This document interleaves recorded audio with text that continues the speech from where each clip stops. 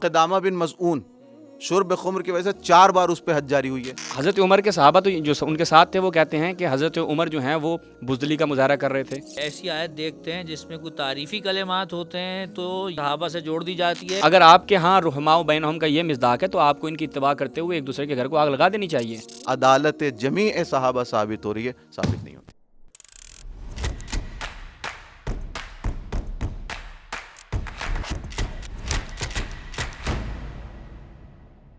اعوذ باللہ من الشیطان الرجیم، بسم اللہ الرحمن الرحیم۔ تمام ناظرین کی خدمت میں السلام علیکم ورحمۃ اللہ۔ ناظرین انشاءاللہ فجر میڈیا پہ ہماری جو ایک سیریز عدالت صحابہ کے عنوان سے جاری ہے، آپ حتماً ملاحظہ فرما رہے ہوں گے۔ ہمارے وہ ناظرین کے جنہوں نے گزشتہ اقساط کو ملاحظہ نہیں کیا وہ حتماً ان کو ملاحظہ کریں، چونکہ یہ جو گفتگو ہے یہ گزشتہ سے پیوستہ ہماری گفتگو ہے۔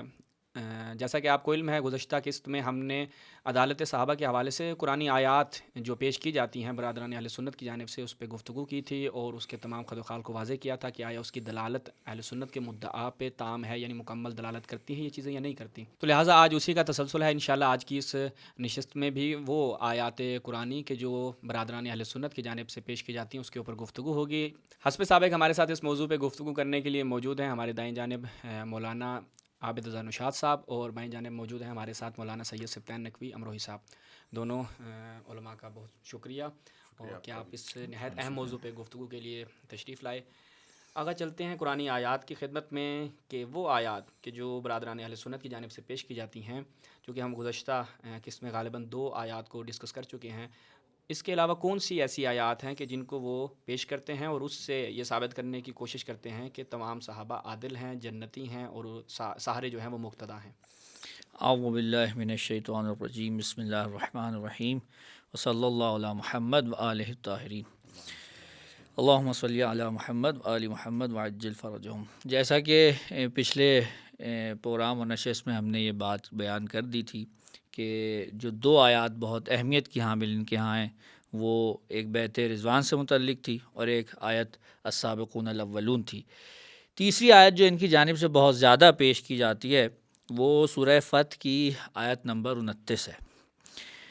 ارشاد ہوتا ہے اعوذ باللہ من الشیطان الرجیم، محمد الرسول اللہ والذین معہ اشداء علی الکفار رحماء بینہم تراہم رکعا سجدا یبتغون فضلا من اللہ ورضوانا۔ اور یہ آیت اسی طرح سے آگے بڑھتی ہے اور آگے ارشاد ہوتا ہے کہ وعد اللہ الذین آمنوا وعملوا الصالحات منہم مغفرۃ واجرا عظیما۔ یہ آیت بہت زیادہ استعمال کی جاتی ہے مختلف موارد میں۔ بعض اوقات اس آیت سے استدلال کرنے کی کوشش کی جاتی ہے خود نظریہ عدالت صحابہ کے حوالے سے، بعض افراد اس کو کچھ خاص اصحاب کے لیے بھی استعمال کرتے ہیں، لیکن چونکہ فی الحال ہماری گفتگو جو ہے وہ نظریہ عدالت صحابہ کے حوالے سے ہے تو ہم اس کو اسی موضوع سے متعلق رکھیں گے۔ سب سے پہلے تو آیت کا جو مفہوم ہے وہ یہ ہے کہ آیت کہتی ہے کہ محمد صلی اللہ علیہ وآلہ وسلم جو ہیں وہ اللہ کے رسول ہیں اور وہ افراد جو ان کے ساتھ ہیں۔ اچھا، اب جو ان کے ساتھ ہیں اس کے لیے لفظ استعمال ہوا ہے معا، اور پھر اس کے بعد جو ان کی کوالٹیز اور جو ان کی صفات بیان ہوئی ہیں وہ یہ ہیں کہ وہ کفار کے اوپر بڑے شدید ہیں، یعنی کفار کے ساتھ وہ بڑی ہی سختی سے پیش آتے ہیں، جبکہ آپس میں وہ بہت مہربان ہیں۔ اس کے علاوہ آپ انہیں دیکھیں گے کہ وہ کیا کرتے ہیں، وہ رکوع میں ہوتے ہیں، وہ سجود انجام دیتے پائے جاتے ہیں اور اللہ کے فضل کو طلب کرتے دکھائی دیتے ہیں اور اللہ کی رضوان اور رضا کو طلب کرتے دکھائی دیتے ہیں۔ پھر اسی طرح ان کی صفات آگے تک چلتی ہیں اور آخر میں جو خدا کہتا ہے کہ اللہ نے ایسے ہی افراد سے جن کی پیچھے صفات بیان ہوئی ہیں ان سے وعدہ کر لیا ہے، کون کہ جو ایمان لائے ہیں اور جنہوں نے نیک اعمال صالح اعمال انجام دیے ہیں۔ ان میں کون ہیں؟ ان میں وہ ہیں کہ جن کے لیے مغفرت ہے اور ان کے لیے اجر عظیم ہے۔ اب یہ ایک آیت مطلقاً کلی طور پہ بات کر رہی ہے۔ اگر ہم اس آیت کے اوپر گفتگو کا آغاز کریں تو سب سے پہلے تو ہمیں یہ دیکھنا ہوگا کہ مفسرین نے اس کا شان نزول کیا لکھا ہے، کہ یہ کس موقع پہ نازل ہوئی ہے۔ تو ظاہراً جب ہم کتب کی جانب جاتے ہیں بالخصوص تفسیر سے متعلق تو ہمیں ملتا ہے کہ یہ آیت بھی چونکہ سورہ فتح کی آیت ہے، یہ آیت بھی مربوط ہے اس قصے سے کہ جسے ہم بیت رضوان یا صلح حدیبیہ کہتے ہیں۔ اب جب یہ اس قصے سے متعلق ہو گئی تو اگر بالفرض آپ وہاں تک کے تمام صحابہ کو اس میں شامل کر بھی لیں تو جو اس کے بعد والے ہیں ان کو کیسے اس میں شامل کریں گے؟ تو معلوم یہ ہوا کہ تمام صحابہ کی عدالت تو اس سے ویسے بھی ثابت نہیں ہونے والی۔ اور جو اس کے بعد اہم جو بات ہے وہ یہ ہے کہ جو لفظ معا ہے اس کو ذہن میں رکھنا ہے کہ معاہو یعنی جو رسول اللہ کے ساتھ ہے۔ سوال یہ پیدا ہوتا ہے یہاں پہ کون سا ساتھ ڈسکس ہو رہا ہے، یہاں کون سا ساتھ ہے جو خدا جس کی اہمیت کو اجاگر کرنا چاہ رہا ہے؟ اگر آپ کی مراد یہ ہے کہ یہاں ساتھ سے مراد فقط اور فقط وہ افراد ہیں کہ جو رسول کے ساتھ اٹھتے بیٹھتے تھے، یعنی جن کے جسم رسول کے ساتھ تھے، تو ایسی صورت میں تو منافقین بھی اس کے اندر شامل ہیں۔ اور اگر یہاں پر معاہو سے مراد وہ افراد ہیں کہ جو باطنی طور پر، قلبی طور پر، ایمانی طور پر رسول کے ساتھ ہیں، اور یہ ہم اپنی طرف سے نہیں کہہ رہے، خود طبری جن کے بارے میں ابن تیمیہ جیسا شخص بھی کہتا ہے کہ طبری کی جو تفسیر ہے وہ بدعات سے پاک ہے، اور دیگر افراد جو ہیں وہ بھی کہتے ہیں کہ جی اس کی جو تفسیر ہے وہ بدعات سے پاک ہے، وہ خود یہاں پر معاہو سے کہتا ہے کہ یہاں فقط رسول کے اصحاب مراد نہیں ہیں، بلکہ یہاں معاہو سے مراد تمام اہل ایمان ہیں تا قیامت۔ تو اگر ایسی صورت پیش آ جائے اور خود آپ کے مفسرین میں ایک طبری جیسی شخصیت جو یہ کہہ دے، تو پھر آپ معاہو سے فقط اصحاب مراد لیں، یہ بات صحیح نہ تو ثابت ہوتی ہے اور آپ کے مدعا کے اوپر دلیل بھی نہیں بنتی یہ ہے۔ معیت جو ہے وہ یہاں سے معلوم ہوتا ہے کہ معیت فزیکلی نہیں ہے بلکہ معیت حقیقی، اور آپ یہ کہیں کہ اطاعت کے معنی میں ہے کہ ہر وہ شخص جو رسول اللہ کے ساتھ معیت من باب اطاعت شامل ہو، اس لیے انہوں نے اس کو صلاحیت دی ہے کہ تا قیامت جو شخص اطاعت کرے گا، طبیعت کرے گا، وہ شخص اس میں شامل ہوگا۔ یہاں پر فزیکلی معیت شامل نہیں، کیونکہ اگر فزیکلی کو آپ فقط شامل کرتے ہیں تو پھر تو مسائل یہ پیدا ہو جائیں گے کہ منافقین کو کہاں لے کر جائیں گے، اور پھر جو جیسا کہ ہم پچھلی گفتگو میں یہ عرض کر چکے ہیں کہ بعض لوگوں نے ویسے قرنی کو بھی جو ہے وہ اصحاب کے زمرے میں شامل کیا ہے، تو انہیں تو کوئی جسمانی معیت حاصل نہیں ہوئی ہے، یہ تو سب کے ہاں واضح سی بات ہے۔ تو اب اگر انہیں بھی اس میں شامل کرنا ہے تو پھر یہ معاہو جو ہے یہ حتماً اور یقیناً اس کو آپ کو ایمانی، روحانی اور قلبی اور باطنی معیت شمار کرنا پڑے گا، نہ کہ فقط یہ۔ اور اب جیسے ہی آیت کی اس لفظ معا کے اوپر یہی بحث آ جائے گی کہ ظاہری مراد ہے یا باطنی، تو پھر وہی ایک احتمال کی سچویشن آ گئی ہے اور استدلال کے قابل جو ہے وہ یہ آیت نہیں رہتی۔ اور اسی طرح بخاری، احمد بن حنبل اور علی بن مدینی نے جو تعریف ہے صحابی کی بیان کی ہے وہ اس معیت کی قید سے خارج ہو جائے گی، چونکہ وہاں پر کہا کہ جس نے رسول کو دیکھا۔ اب ایک شخص جو ہے وہ پہاڑ، یعنی شخص پہاڑ پہ ہے، رسول اللہ نیچے سے گزر رہے ہیں، اب اس پہ معیت کا اطلاق تو نہیں ہوگا، رویت کا اطلاق ہوگا۔ جب یہ آیت جو ہے وہ معیت پہ دلالت کر رہی ہے تو گویا کہ بخاری صاحب کے نزدیک جو صحابہ ہیں، احمد بن حنبل اور علی بن مدینی اور اسی قبیل کے جو دیگر افراد ہیں، ان کے نزدیک جو صحابہ ہیں وہ اس معیت کی اور اس آیت کے اس میں شامل نہیں ہوں گے، لہٰذا پھر وہی بات آ جائے گی کہ یہ آیت بھی آپ کے اس مدعا پر ثابت نہیں کرتی اس مدعا کو۔ جی بالکل ایسا ہی ہے کہ اس سلسلے میں والذین معہ اشداء علی الکفار رحماء بینہم، اس میں معیت کے سلسلے میں جو آپ لوگوں نے گفتگو کی کافی مفید تھی۔ اس میں مختلف نظریات خود علماء اہل سنت نے بیان کی ہیں، یعنی ان کا بھی اس بات پر اتفاق نہیں ہے کہ یہاں پر کن لوگوں کی بات ہو رہی ہے، یعنی والذین معہ سے مراد کون لوگ ہیں جو رسول کے ساتھ تھے۔ تو یہ وجہ ہے کہ مختلف نظریات خود علماء اہل سنت کے، جس میں سے اگر بڑے بڑے نظریات کی گفتگو کی جائے، جیسے کہ ابن عبد البر جو ہے اس سلسلے میں کہتے ہیں کہ ہر وہ شخص جس نے رسول اللہ کو دیکھا ہو وہ اس آیت میں شامل نہیں ہے۔ تو اگر اس نظریے کو مانتے ہیں تو پھر اس کا مطلب یہ ہے کہ تمام کے تمام صحابہ عادل ہیں، یہ اس آیت سے نہیں نکلتا۔ طبری کا جو نظریہ بیان ہوا، جو اپنی کتاب میں لکھا ہے کہ آخر تک سب کے سب اس میں شامل ہیں، والذین معہ، جو بھی اس معیت کا حامل ہے، رسول اللہ کی ہمراہی کا حامل ہے اس آیت کے مطابق، وہ ان تمام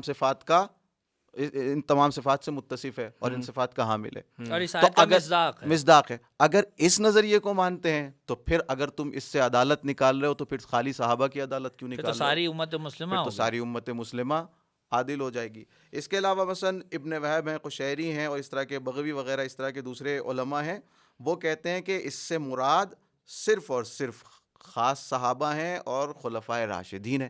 تو میں صرف اتنا کچھ لوگوں نے کہا کہ جو اصول حدیبیہ میں حاضر تھے وہ ہیں۔ اتنے سارے نظریات جب آ گئے بھائی تو پھر کاہے کا استدلال کس چیز سے کرو گے؟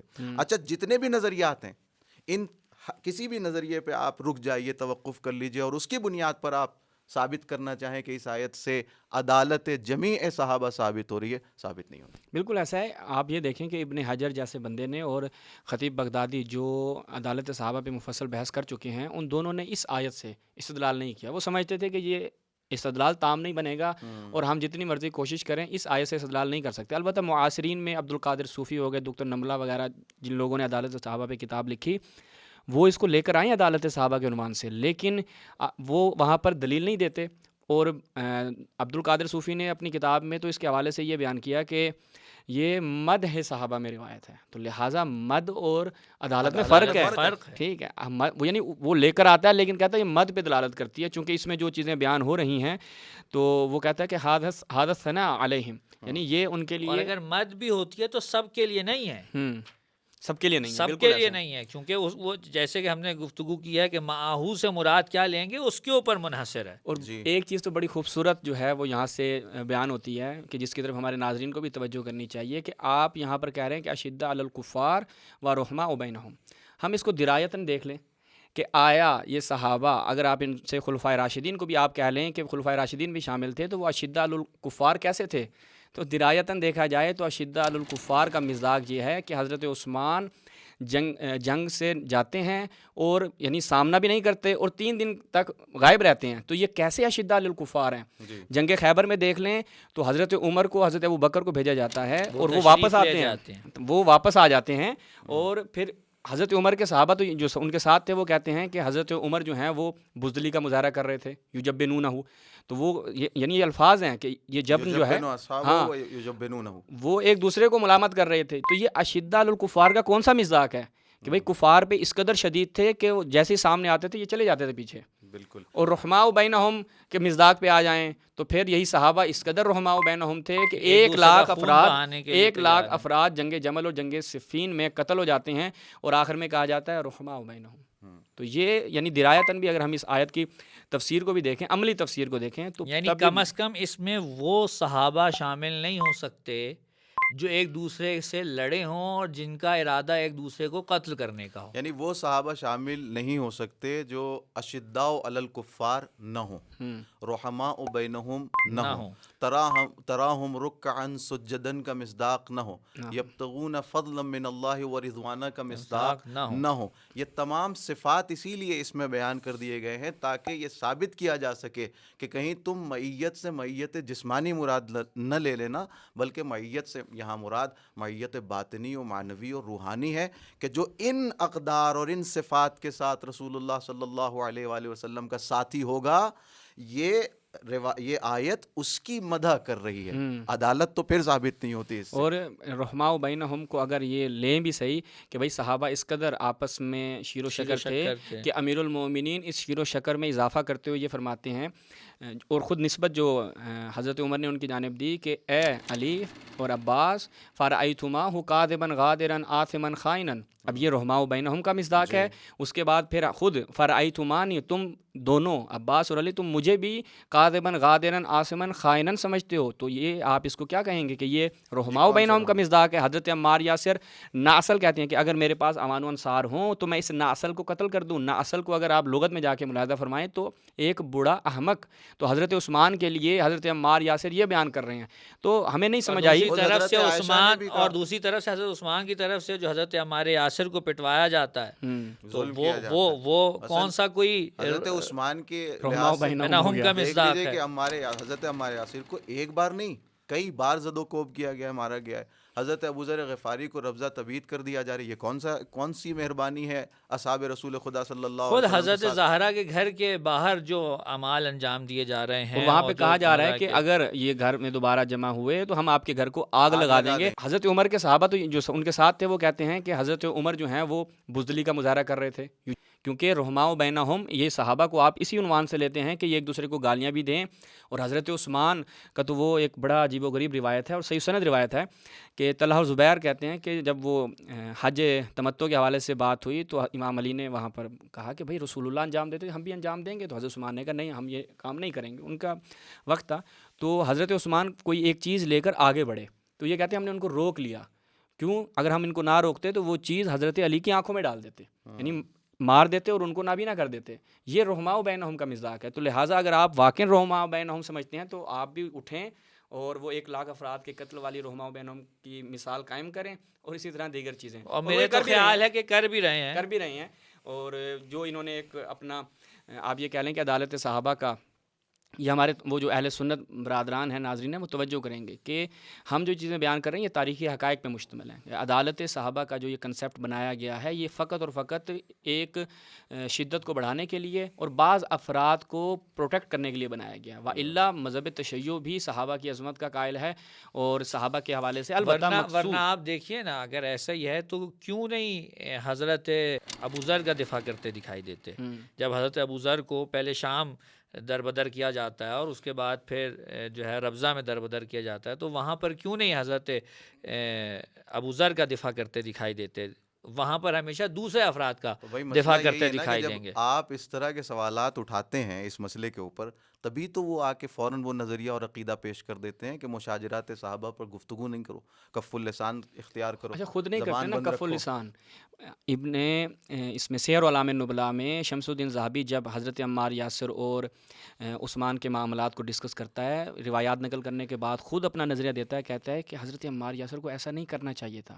بھائی تمہارا نظریہ ہے کف اللسان کا, تم نے وہاں پہ خاموشی اختیار کرنی ہے, کیوں سائڈ لے رہے ہو؟ حضرت عمار یاسر اگر یا تو تم کف اللسان کرو اپنی زبان بند کرو اولون میں سے ہمارے یا تو خاموش رہو, پھر کیوں حضرت عمار یاسر کو مشورہ دے رہے ہو کہ بھائی ان کو ایسا نہیں کرنا چاہیے تھا, یہ ایسی باتیں نہیں کرنی چاہیے. یعنی اس سے پتہ چلتا ہے کہ انہوں نے پہلے سے 2 گروہ معین کیے ہیں. نہیں میں کہتا ہوں 2 گروہ معین کیے ہیں اور ان 2 گروہوں میں انہوں نے یہ ٹھانی ہوئی ہے کہ جو گروہ علی اور اہل بیت کے ساتھ رہا ہے اس کے بارے میں ہم چاہے دبے الفاظ میں ہی صحیح لیکن اپنا جو ہے وہ اظہار رائے کریں گے. لیکن اگر دوسری طرف سے کوئی اس گروہ کے بارے میں دوسرے گروہ کے بارے میں اگر کوئی اپنی رائے کا اظہار کرنا چاہے گا تو وہاں کف اللسان کی بھی مجبوری لاحق ہو جائے گی اور وہاں پر دیگر معاملات بھی جو ہیں وہ لاحق ہو جائیں گے. تو مزید جو آیات اس کے حوالے سے اہل سنت کی جانب سے پیش کی جاتی ہیں ہم ان کی طرف آتے ہیں, چونکہ گفتگو جو ہے وہ گزشتہ آیات کے ضمن میں جو کی جا رہی ہے انشاءاللہ اس سے بھی ناظرین کے لیے مطالب واضح ہو چکے ہوں گے. تو اور کون سی ایسی آیات ہے کہ جن سے عدالت صحابہ پہ استدلال کیا جاتا ہے؟ ایک آیت اور ہے جس سے وہ لوگ استفادہ کرتے ہیں اپنے اس مدعا کو ثابت کرنے کے لیے, سورہ آل عمران کی 110ویں آیت جس میں ارشاد ہوتا ہے کہ اعوذ باللہ من الشیطان الرجیم کنتم خیر امۃ اخرجت للناس تأمرون بالمعروف وتنہون عن المنکر وتؤمنون باللہ. یہ آیت ہے. اس سے استفادہ کرتے ہیں کہ یہ آیت کا زمان نزول کیا ہے, ان کا استدلال یوں ہے. آیت کا زمان نزول کیا, کب نازل ہوئی ہے؟ کا صحابہ کے دور میں, رسول کی حیات میں صحابہ کے دور میں نازل ہوئی ہے. تو اس کا مطلب آیت کا خطاب صحابہ سے ہو رہا ہے, اور جب خطاب صحابہ سے ہو رہا ہے تو گویا صحابہ کو خیر امت کہا جا رہا ہے, امت خیر ان صحابہ کو کہا جا رہا ہے. تو جب خیر ہیں تو اس کا مطلب عادل ہے. یہ ان کے استدلال کا خلاصہ ہے. اب آئیے جناب اس پر ذرا گفتگو کرتے ہیں. سب سے پہلی بات تو یہی کہ آپ جو یہ کہہ رہے ہیں کہ چونکہ صحابہ کے زمانے میں نازل ہوئی ہے اور مخاطب وہاں پر صحابہ ہیں تو یہ آیت مخصوص ہو گئی صحابہ سے, تو پھر تو جتنی اس طرح کی آیات ہیں جس میں کم کہا جا رہا ہے, کم کہہ کے خطاب کیا جا رہا ہے, بلکہ اس سے بھی دائرہ وسیع کر لیں. جہاں بھی خطاب ہو رہا ہے کسی بھی صورت میں مسلمانوں سے تو آپ کے یہ صحابہ سے مخصوص ہے. یہی مسئلہ تو ہے جو ہم نے پہلے بھی ڈسکس کیا تھا کہ جہاں کوئی ایسی آیت دیکھتے ہیں جس میں کوئی تعریفی کلمات ہوتے ہیں تو یہ کہہ کے صحابہ سے جوڑ دی جاتی ہے کہ یہ ان کے زمانے میں نازل ہوئی ہے. لیکن جہاں پر ہم سورہ منافقون دیکھتے ہیں یا دیگر منافقین کا تذکرہ دیکھتے ہیں یا جہاں پر صحابہ کو قرآن مجید میں خدا کی طرف سے جھاڑ پلائی جا رہی ہے تو اس میں وہ آیات جو ہیں وہ شامل نہیں کی جاتی, صحابہ سے ان سے متعلق نہیں کی جاتی. پھر ان سے پوچھنا چاہیے کہ مثلا کتب علیکم الصیام, کتب علیکم القصاص, کیا ان آیات کے بارے میں بھی آپ یہ کہتے ہیں کہ یہ چونکہ زمانے نزول اس کا صحابہ کا دور ہے، لہٰذا صحابہ سے مخصوص ہے، خطاب ان سے ہو رہا ہے. باقی کتب علیکم الصیام یعنی اس کے بعد جو ہے کوئی روزے نہ رکھے، واجب ہی نہ کوئی رہے. جو ہے قصاص نہ کرے. قصاص کا حکم ختم ہو گیا صحابہ کا دور ختم ہوتے ہی. کیا آپ کہہ سکتے ہیں جب وہاں نہیں کہہ سکتے تو یہاں کیسے آپ استدلال کر رہے ہیں کہ اگر یہ مخاطبین کے لیے تو اس وقت سارے کے 1,24,000 صحابہ رسول کے سامنے موجود تھے، سامنے یا وہیں پہ موجود موجود تھے کہ جن سے خطاب کیا جا رہا بالکل ایسے ہی ہے. ہے، یا وہ غائبین میں سے تھے. تو یہاں پر یہ چیز بھی اور ہے. دوسرے ایک ہے خود اس آیت کے تسلسل میں جو صفات اور اوصاف بیان کیے جا رہے ہیں ایسے لوگوں کے، خیر امت تو کیوں، اس پہ تو غور کرو. امر بالمعروف تامرون بالمعروف، امر بالمعروف کرتے ہیں اور منکرات سے، حرام کاموں سے، حرام چیزوں سے پرہیز کرتے ہیں. وتؤمنون باللہ، پس امر بالمعروف، نہیں از منکر، اور ایمان اللہ سبحانہ و تعالیٰ پر. یہ تین ایسی صفتیں ہیں کہ اگر اس کے حامل ہو تو آیت میں شامل ہے. اس آیت میں تم شامل ہو. نہ یہ کہ نہ صرف یہ کہ یہاں تو حکم ہو رہا ہے کہ تأمرون بالمعروف، امر بالمعروف کرتے ہو، اچھائیوں کا حکم دیتے ہو، نہیں کہ خود اچھائیوں سے منہ پھیر لیتے ہو. نہ یہ کہ پھیر لیتے ہیں دوسروں کو کرنے سے روکیں.